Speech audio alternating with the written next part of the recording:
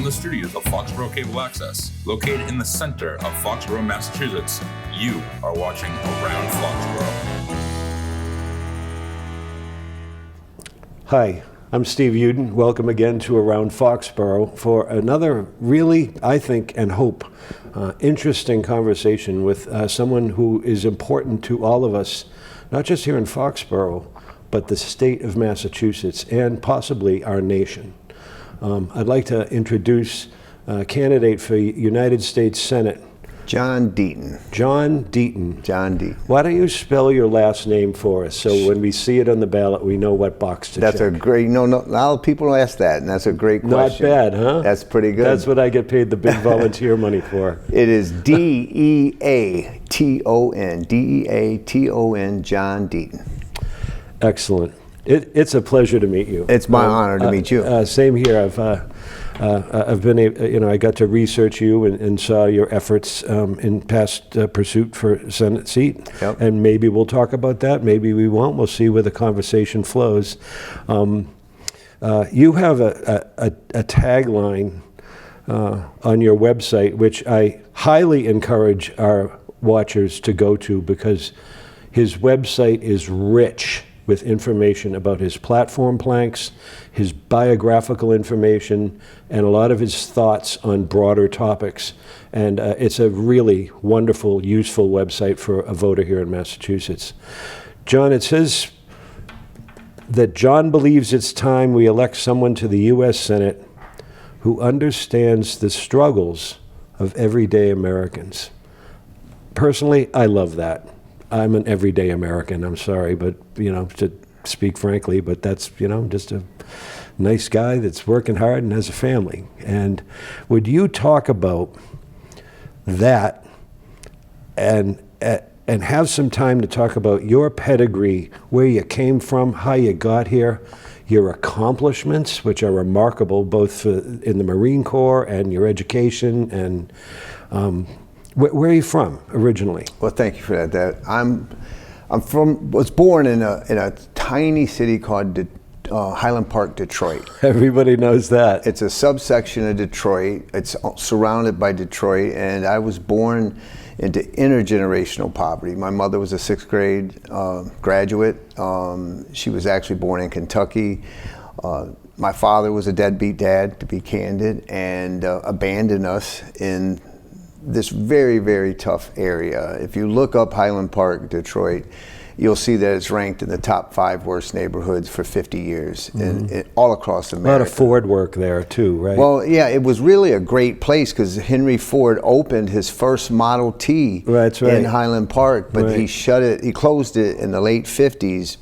And after that, everyone moved out, and it just poverty took over. And that brings us to you and your upbringing. I'm sorry, I digressed there. No, but that's part of the story because it was a thriving city. But after Henry Ford shut down the plant, all the jobs went away, and poverty overtook the environment and crime. To put it in perspective, the reason I say I understand the struggles of everyday Americans, I think it's time we elect one of us to go to the Senate. Not someone who was born privileged and has never had a private sector job, who has never run a small business, who doesn't understand those struggles. I understand poverty because I overcame it. Believe it or not, I understand violence. I was raped as a child for a period of 2 years. I was a high school dropout because of the violence that I was subject to my first day of high school. In Highland Park, I had a gun shoved in my mouth, so I became a high school dropout. And a principal in a suburb gave me this wonderful opportunity. I couldn't afford the tuition. It was 1981. Okay. And the tuition was $1,400 a year. Sounds great in today's standards. For a high school a tiny Catholic high school. I had been a dropout for about 4 or 5 months. And he said, I'll give you a break, kid. But you got to earn it. If you maintain a good GPA and you're active in the church and you play 2 sports, I'll cut the tuition in half. And I got a job washing dishes and eventually waiting tables. I paid my way through high school and then college. Took a couple years off, drove a forklift during the day, waited tables at night to save to come to Boston to go to law school. and Suffolk? New England School of Law. New England School of Law, sorry. And I realized that I was really going to be the American dream, right? This kid who grew up on welfare and food stamps and a single mother, and I wanted to serve, so I joined the Marines. Can I stop you right Yes. there? Because I think people should know another thing. Sure. You were the first in your family to graduate high school. I'm the only one, yes. Right. Yeah, I have 4 older siblings and 2 younger siblings. I'm the only one to graduate high school, let alone college. And I'll give you an example. I mean, that's really breaking from the pack, not just your family, but your circumstances. No, remarkable story. Well, I appreciate it. And I'll tell you, something that motivates me why I'm running is my hatred of poverty. That sounds weird for some people to say No, that's what motivates terrible. you. But my mother's my hero in life. She really is. And I'll tell you what poverty does to a human being. Someone that's so great as my mom, when I couldn't find a high school and I was crying, she said, "John, why are you so upset, son?" And I said, "Mom, I want to go to college. I have to graduate high school." And she said, "Well, just do what your brothers did. Work till you're 17, she'll sign the paperwork, and you could join the military." And that was our ticket out of the ghetto. And I said, "Mom, I don't want to do that. I need to go to college. I have to graduate high school." And my beautiful mother, trying to console me, put her arms around me and said, "I'm sorry, son, but college just isn't for people like us." And, poverty had stripped my mom of her self-esteem, that where we lived and how we lived, that we were some subclass humans, right, living that way, and that college was just something that was out of our aspirations, out of our abilities. And I just remember on that day, I remember like it was yesterday, that somehow, some way, I'm going to break the cycle. I'm going to break the cycle of poverty. If I become a father, which I am, I'll break the cycle of deadbeat dad and be a good father. And so those are the, some of the proudest things I am, that I did break those cycles, especially the father cycle. Sorry for getting a little teary-eyed, but your mother loved you. Yes, she did. No, she did. And a lot of people say, "How could your mom say that?" Listen, my mom is I wouldn't be here today. And there were people who had it worse than me. There were people living in that environment whose mother got addicted to drugs and became an alcoholic and, lost custody of their children. My mother never did. And so even though I had it rough, my mother was, my angel on earth, because without her, I wouldn't be here. So even though it may seem harsh for people to hear, "Well, your mother said that," but that's what poverty does. It can strip someone as beautiful, strong, intelligent as my mom and beat you down to a certain point. And so my mother watching me become successful is one of the greatest accomplishments of my life. What an incredible story. When did you get to Boston? I got to Boston in 1992, and it's funny because I didn't have a lot of money, and you could only borrow a certain amount if it was government subsidized kind of stuff, and I had to find cheap rent. So I went to Jose and Miguel. They're still there at the law school, and I went up to them and I said, "Guys, where do you recommend a guy that..." Who are they? I'm sorry. Jose and Miguel are the security guards at the time. They're now like chief of security. Thank you. But back then they were security guards. Sorry about that. No, it's all right. I acted like you knew them. But they're still there. They're friends of mine, and this was 30 years ago. And I went up to them and I said, "Hey guys, I'm John. I'm from Detroit. I just got here. I don't know anything about Massachusetts or Boston. Where do you recommend I not live?" And they said, "You probably want to stay out of Roxbury." And my next question was, how do I get to Roxbury? Because I was sort of used to I grew up in a really, really bad area. Roxbury was a step up for me, and I found cheap rent. And Simcoe's by the bridge. Oh yeah, there you go.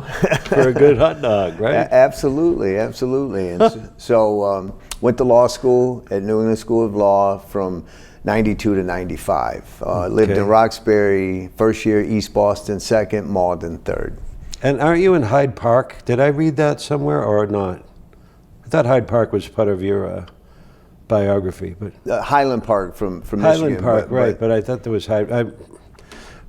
I'm just a talk show host. Well, listen, you interviewed I get a lot of things wrong. Let me tell you. You've been pretty on point so far.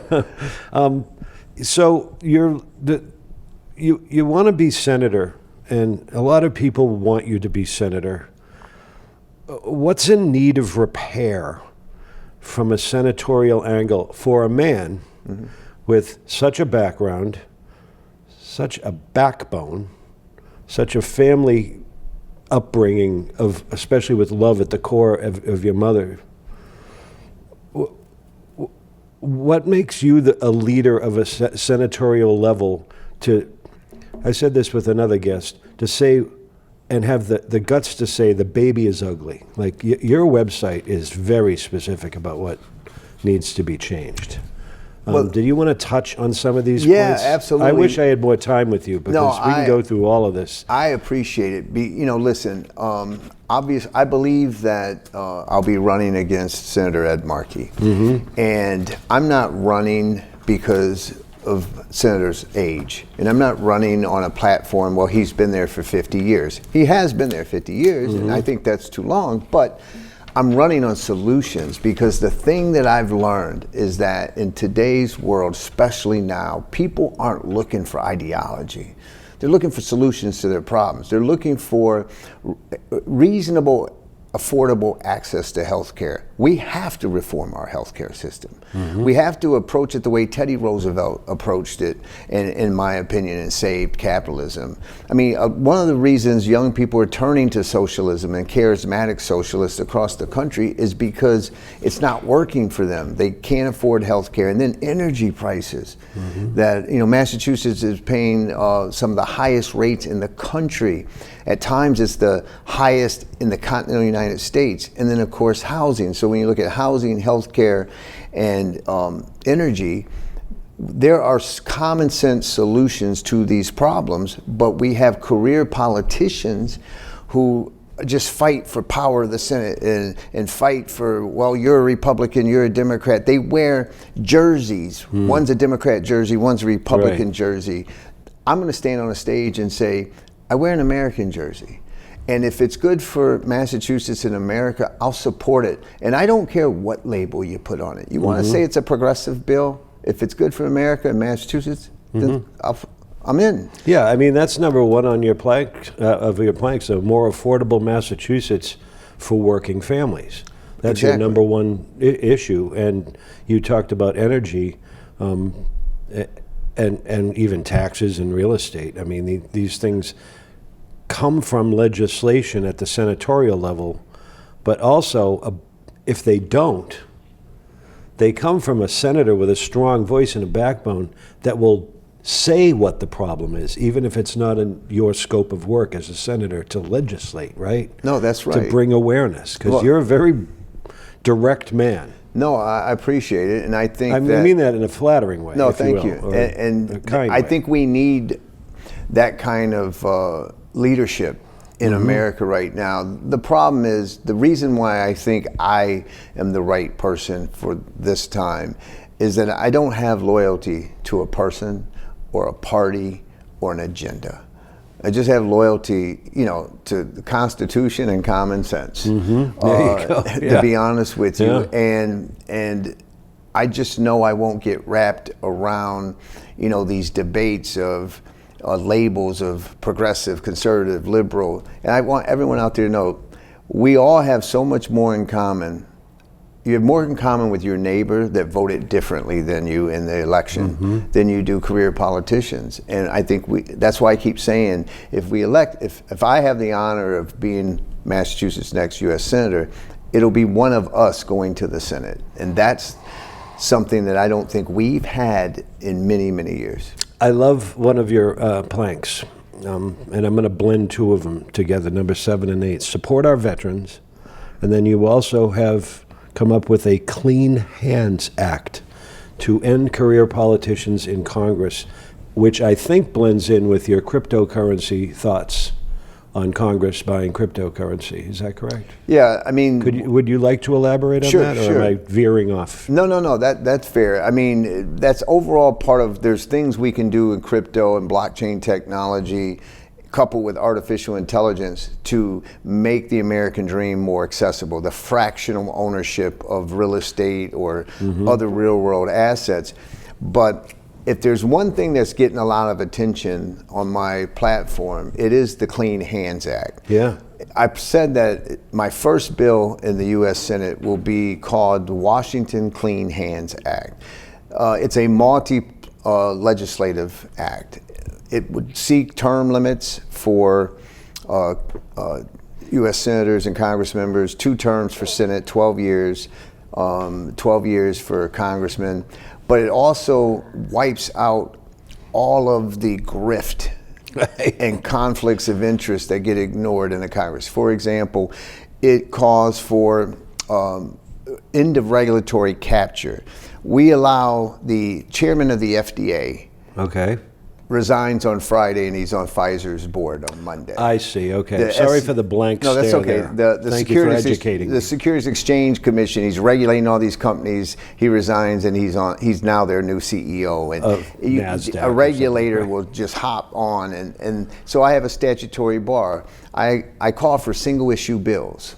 A spending bill shouldn't be 1,000 pages, and we shouldn't mix Ukraine funding with Social Security and education and all of this.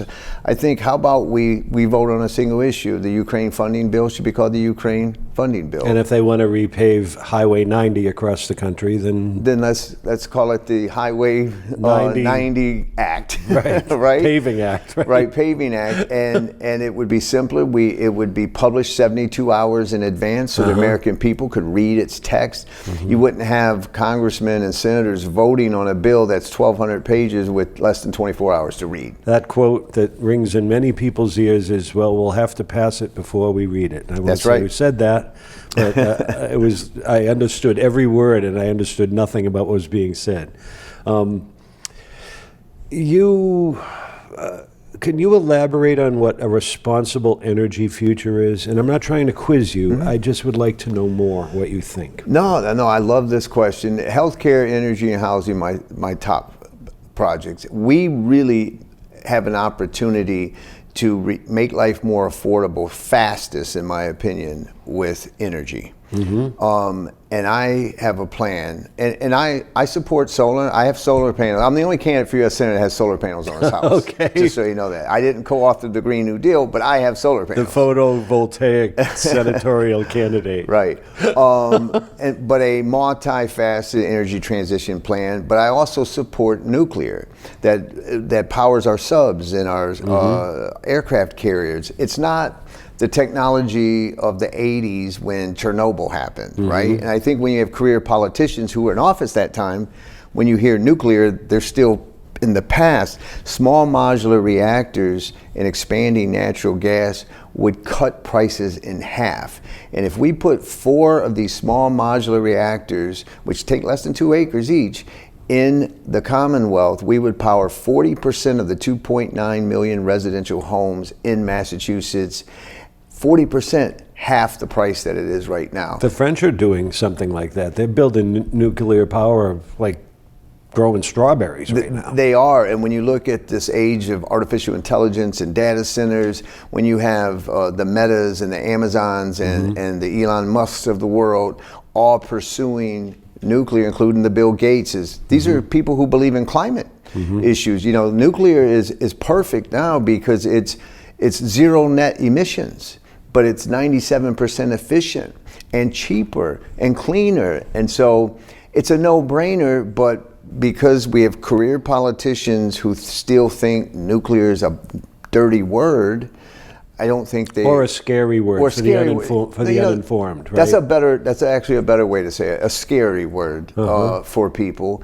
So that's one of the plans. So expanding natural gas and those 4 SMRs, and the average estimate is that it would lead to $600 a month per household between now and 2050. That's real affordability.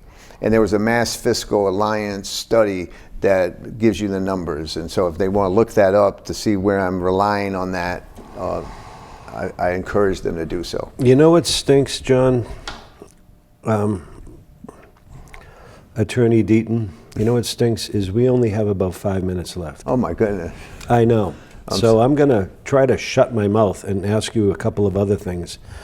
Could you talk, and I have a prejudice in favor of it, of vocational training and the better education philosophy you expound on your website, which again, people need to read this man's website.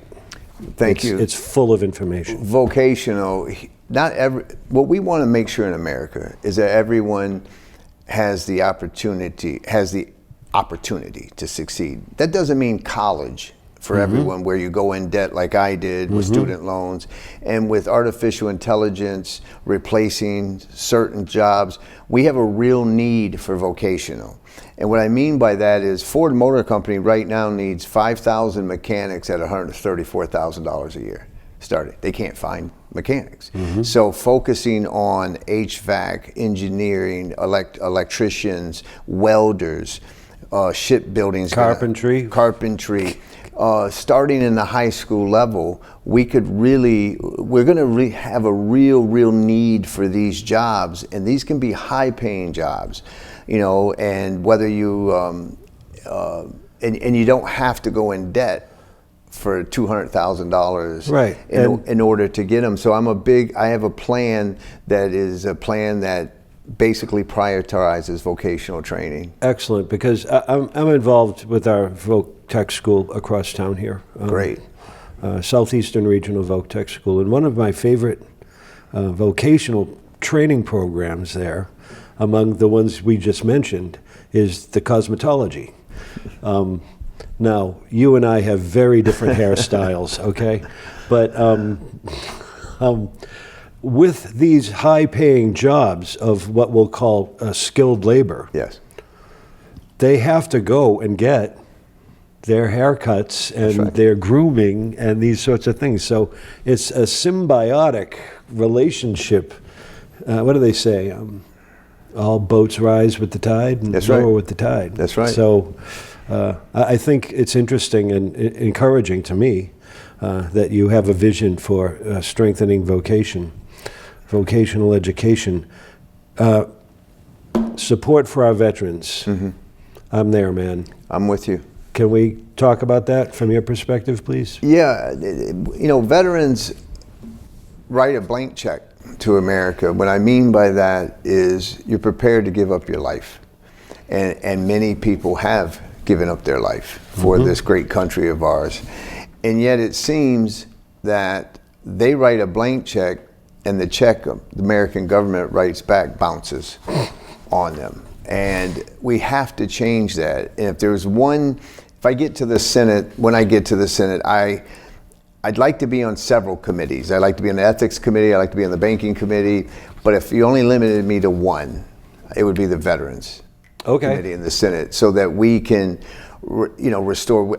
We should give priorities in homelessness housing to veterans, for example. We should have a program that favors veterans for vocational training. We got to come back with a sort of like a GI Bill and combine it with vocational training as well, because we just don't do enough. It was so disheartening for me in Massachusetts. And Massachusetts does do some great things with their veterans, and I will give Massachusetts credit. We have a great veterans administrator here in Foxborough. We do. Michelle is fantastic. And statewide we do, but the federal government needs to do more for our veterans, whether it's the mental health, whether it's streamlining access to the VA. Like, for example, if you can't get a VA appointment, if you're in the VA system and you can't get an appointment with the specialty that you need within 20 days, then you should be able to see any doctor that's licensed in that field in the United States of America. A circuit breaker, if you will, or a lifeboat, so to speak. Immediately, you're automatically... Or a launch is more like it. Right, you're automatically covered. And the fact that we have veterans waiting for health care for weeks and weeks... It's astonishing,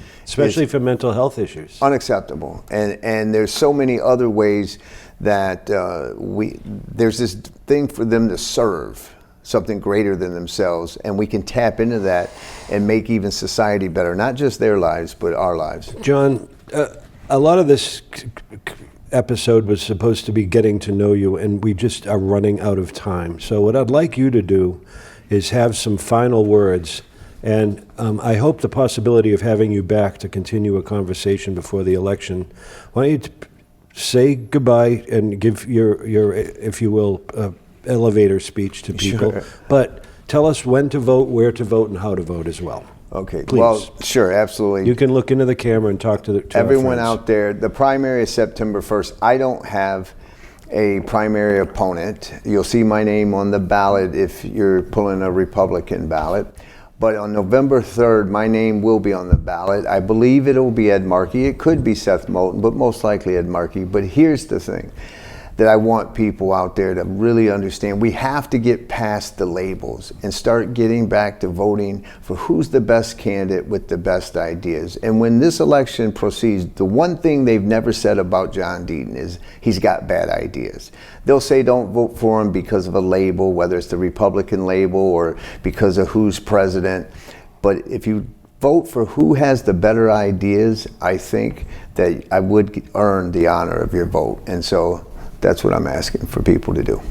At the end of, and on the screen under this, when we edit the show, there'll be places for people to go on the internet to find more about you. What would you like to say verbally about where to go and find you before this episode airs? Thank you for that. JohnDeatonForSenate.com. If you like what I'm saying, if you can go to John Deaton for Senate, ask for a yard sign. If you can donate, that's great. If not, it's okay. But if you get involved, we can make Massachusetts affordable again if we just elect people who bring this common sense, one test approach. Is it good for Massachusetts and America? And I don't care about partisan politics. And that's who I am, and I think that's why I hopefully get the honor to be their senator. I don't get the feeling you're going to hide behind a frosted glass door in the Senate building. I think you're going to be out there, and I believe that. And gosh, what a pleasure and honor in so well, it's many my ways honor, to meet and you. I'm looking forward to coming back. I hope we can do that. I really Absolutely. do.